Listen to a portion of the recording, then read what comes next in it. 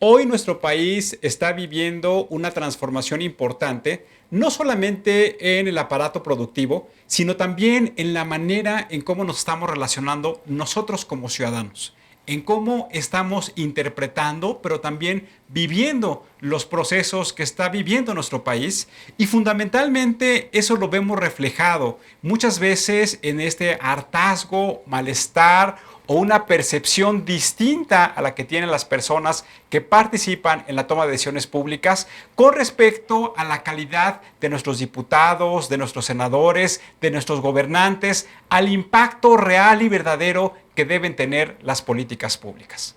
Para ello, hemos invitado a una organización de la sociedad civil, al Centro Internacional de Estudios Estratégicos, a través de su director, el doctor Edgar Jiménez Cabrera, para que platiquemos de estos temas.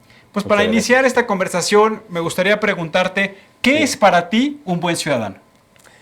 Un buen ciudadano, evidentemente la pregunta trae aparejado una serie de situaciones que nos obligan a entender que la sociedad se ha individualizado a diferencia del pasado inmediato, en donde la sociedad era entendida por la participación de las clases sociales, de actores convencionales y no convencionales. A partir, como bien señalas tú, de la recomposición de los factores estructurales de la economía y de la sociedad contemporánea, hoy la sociedad es el conjunto de individuos. Esto trae consecuencias en lo que tú bien señalas, la participación.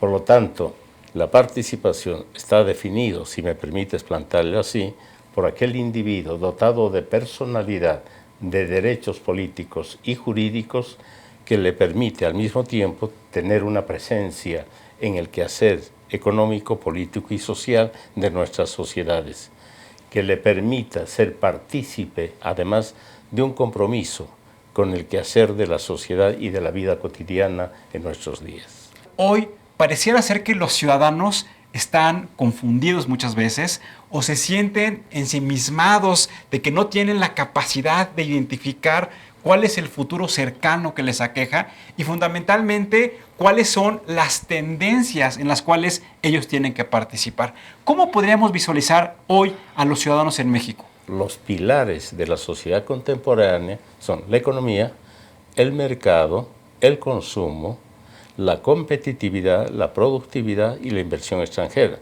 Y algo importante, la inserción de las economías nacionales en el mercado internacional. Asumir la globalización como algo inherente al quehacer productivo, político y social de nuestros países. Somos parte de aquello. ¿Cómo podríamos visualizar los atributos y características que hoy tiene el ciudadano de México y de la región de América Latina?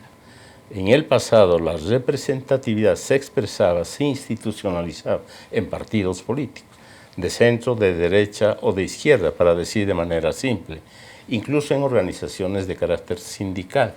Hoy, sin embargo, en América Latina tenemos más de 600 partidos políticos, una desintegración de la vieja estructura del régimen de partidos.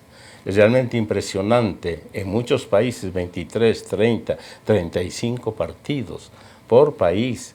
El abanico de las propuestas no son como en el pasado, doctrinales o ideológicamente sustentables. Hoy uno ve y analiza los programas electorales que no dicen relación con los proyectos de gobierno. Son cualquier cosa, menos racionalmente planteados en función de las necesidades de la población. En estas circunstancias vemos también en América Latina candidatos procedentes de distintos espacios de la sociedad civil. No quiero nombrar países ni mandatarios, cantantes, boxeadores, ciclistas, corredores de Fórmula 1, payasos, etcétera, etcétera, que han llegado a los primeros niveles del Ejecutivo y del Legislativo.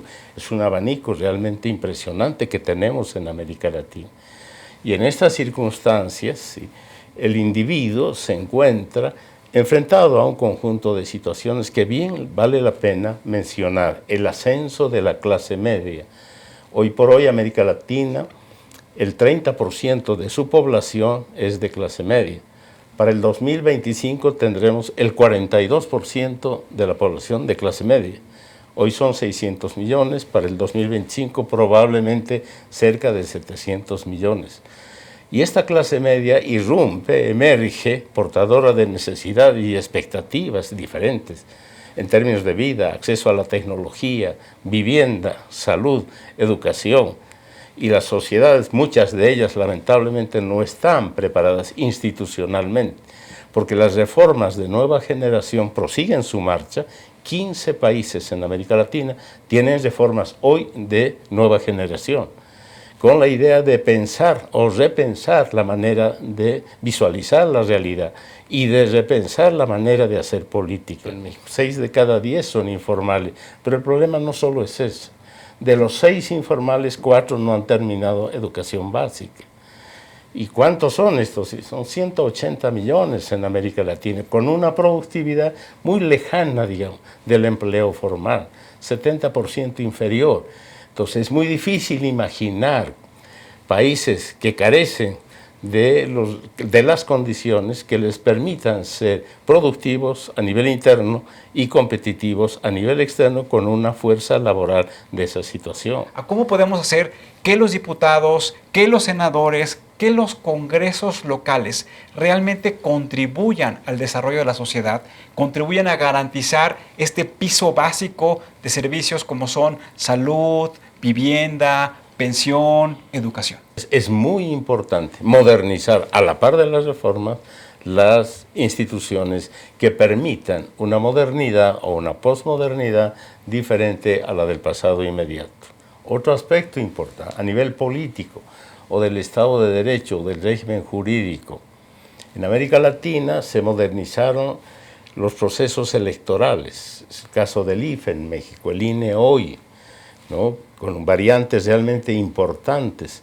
Sin embargo, no se modernizaron los partidos políticos. El régimen partidario no se modernizó. Y en estas circunstancias aquí hay un reto que sin duda alguna habrá que enfrentar en el futuro inmediato. Ve uno en América Latina, para no hablar de Venezuela, el ejemplo de Venezuela, Nicolás Maduro, el ejemplo de Nicaragua, son partidos con una izquierda que llegaron a la estructura de poder. Y uno observa Nicaragua, digamos, ¿no? Es realmente, o Venezuela.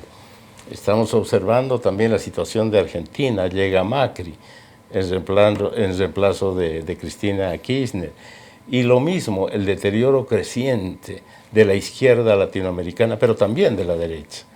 De manera que hoy por hoy hay una recomposición del espacio público, hay una recomposición del quehacer político, y en estas circunstancias el ciudadano tiene mucho que hacer. Tú hablas de el futuro incierto Sí. en que viven las familias.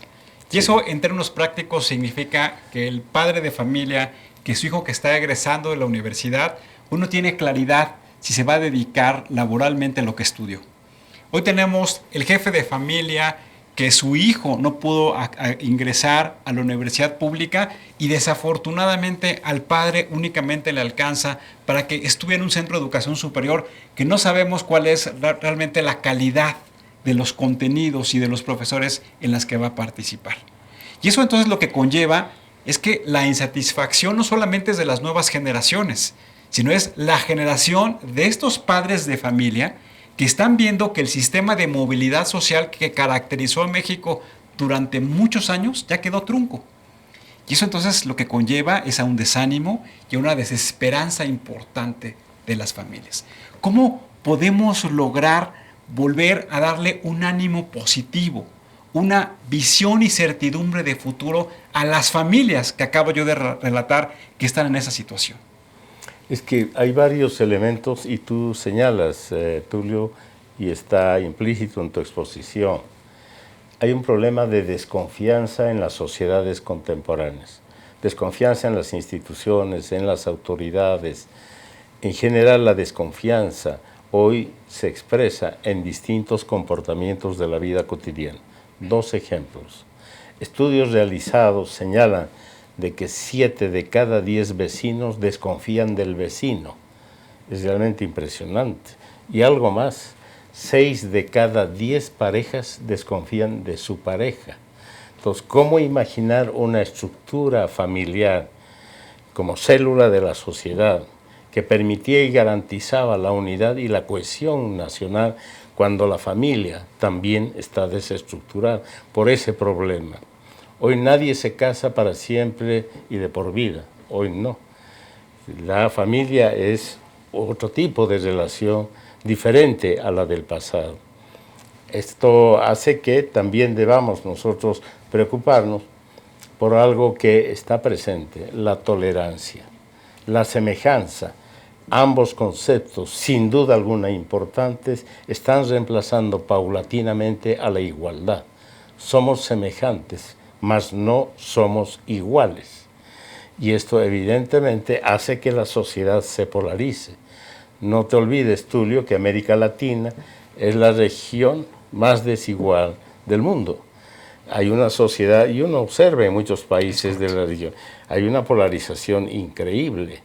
Pareciera ser que el adversario y el enemigo está al interior del país y no en otros espacios. Pareciera ser que el adversario está dentro del partido, del sindicato y no fuera de él. Y esto hace que, evidentemente, hoy por hoy, la lucha, si podemos calificar así, o los conflictos adquieran una relevancia realmente impresionante. En estas circunstancias, no olvidemos también que hoy por hoy, debido a la reorganización de la sociedad, los códigos, las normas y valores que de alguna manera permitían el funcionamiento de la sociedad se han visto alterados. Hoy no hay moral, como en el pasado nosotros la podíamos distinguir, ética, principios, valores. Es muy difícil hoy por hoy encontrar esa sociedad sobre pilares de una ética, partidos de igual manera. La violencia se está apoderando de la sociedad en todas sus formas, ¿sí? Y no hablo de una violencia vinculada al crimen organizado, no, violencia al interior de la familia, violencia en las escuelas, violencia en la relación personal. Esto hace que la decodificación de las sociedades sea también un reto inmediato. Hay que recodificar, crear una nueva ética, una nueva moral, nuevos principios que nos garanticen transitar por un horizonte en donde el otro sea reconocido como otro igual, pero también el otro soporte de la democracia. De ahí que es fundamental retomar el planteamiento de Suecia y hay 2 o 3 institutos sobre la calidad de la democracia. La democracia no solo es un proyecto de vida o un proyecto de sociedad, es también calidad de vida, calidad educativa, calidad de salud, calidad en el servicio público. En general, es un proyecto que garantice al ciudadano un horizonte que le permita imaginar o visualizar una movilidad no solo horizontal o descendente, sino también una movilidad ascendente. Sí. Si tuvieras tú la posibilidad sí. de estar frente a un mandatario y te preguntara qué es lo que tiene que hacer en su gestión de gobierno para transformar a la sociedad y darle nuevamente esa visión de futuro, esa certidumbre y ese sentido de pertenencia a los individuos actuando como sociedad, ¿qué le dirías? Lo primero es entender la realidad nacional, entender lo que es hoy Perú, lo que es Bolivia, lo que es Paraguay, su situación en la globalización, el papel que desempeña, si la desempeña, en la agenda regional o en la agenda internacional. Hay nuevos espacios de integración como es el Mercosur, UNASUR, la Alianza de Países del Pacífico, y en esa perspectiva hay que entender el papel que cada país desempeña. Es lo primero que yo podría sugerir. En segundo lugar, es conveniente sugerir que los países no pueden definir sus planes nacionales si no se incorpora el factor externo en esos planes nacionales. No se puede prescindir de lo externo, porque lo externo altera la paridad del peso, lo externo altera también el comportamiento del mercado interno. Es un factor de perturbación que los países no tienen los recursos para enfrentarse a esos factores de perturbación. La disminución, ya hemos señalado, de los precios de las materias primas es realmente impresionante, ¿no es cierto? 720% de inflación en el caso venezolano. Es un proceso de recesión del 8%.